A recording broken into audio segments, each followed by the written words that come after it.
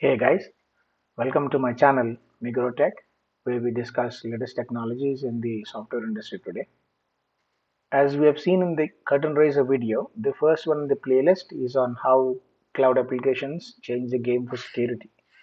So we won't waste any time to see how that works.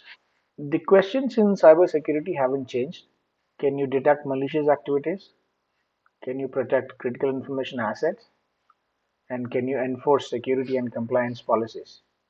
Now, for the answers, in the emerging world of cloud-based applications and software as a service, you face challenges like the applications you don't manage, the mobile devices you don't control, and users who happily share files with anyone with a link.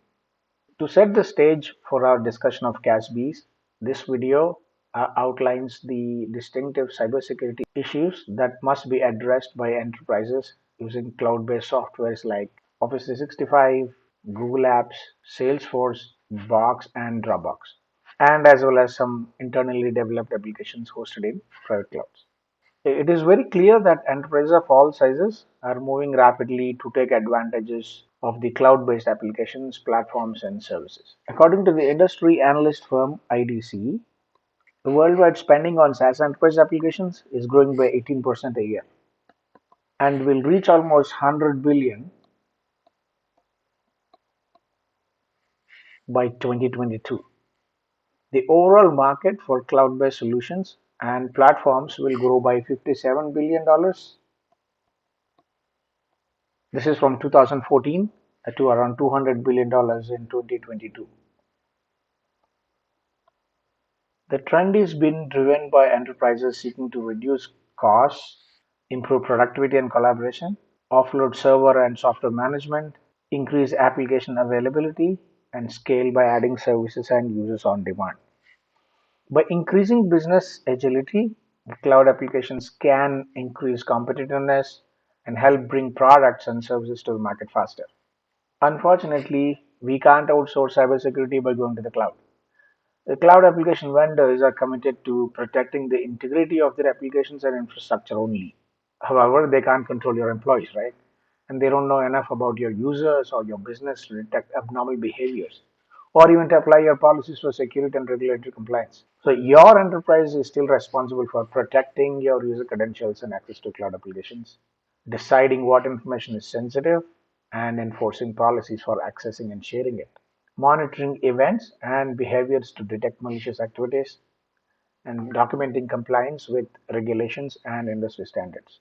Coming to the security challenges for cloud applications, most of today's cybersecurity processes and tools were developed when applications ran in the local data centers, when endpoint devices were owned and managed by the enterprise, and when administrator could control how files were stored, accessed, and shared. With cloud applications, we can't assume any of those conditions still hold. With cloud applications, in general, there are three major security challenges: lost visibility, unmanaged and non compliant devices, hidden data, oversharing, and rogue admins. Let's look at lost visibility first. When the applications reside in corporate data centers, enterprises can monitor basically everything, all the events and actions related to access and activity. But for applications hosted in the cloud, enterprises have only as much visibility as the application vendors are willing to provide. In addition, every cloud application vendor has its own mechanisms for authentication and access control, its own activity monitoring capabilities, its own alerting systems, and its own audit trails. As a result, security organizations are often unable to detect policy violations or indicators of potential attacks. Even when the attacks are detected, it is extremely difficult and time consuming to pull together and correlate these threat indicators and security data from multiple applications. For unmanaged and non compliant devices, like when a laptop or a mobile device is owned and managed by the enterprise, administrators can ensure that it meets security requirements such as a patched operating system, secure browsers, and up to date antivirus files. They can usually limit the installation of non approved software and enforce the use of secure VPN connections by remote users. And in the world of BYOD, just bring your own device, users who supply their own laptops, tablets, and smartphones feel entitled to treat them as personal devices. They often ignore the patches and security updates, install whatever apps catch their fancy, no matter how sketchy the source is, share devices with friends and family members, connect to the cloud applications through unsecure Wi-Fi hotspots and public networks. The consequences include continual violation of corporate policies, such as that prohibit the download of files containing sensitive information or require downloaded files to be encrypted.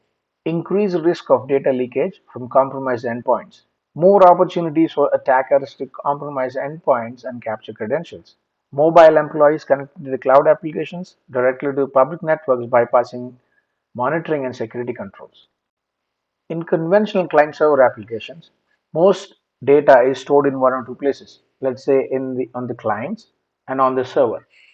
But in our current world of global collaboration, a single application might have separate repositories for office documents, structured data, video files, chat sessions, social media feeds, design documents, and software files.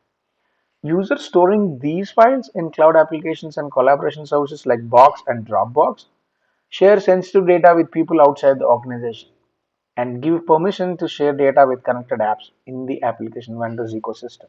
To help manage cloud applications like Salesforce and Google Apps, departments designate administrators who make bad security choices. Not only it is much harder to monitor access to data, but information sharing decisions that were once made by IT staff have now been ceded to the users and untrained administrators. These conditions give cyber criminals and hackers an incredibly rich set of targets for compromise. This brings us to the end of this video. I hope you have got some idea of why we need CASB. In the next video, you will understand what CASB is in detail. Till then, have a nice time. Thank you for watching. Bye bye.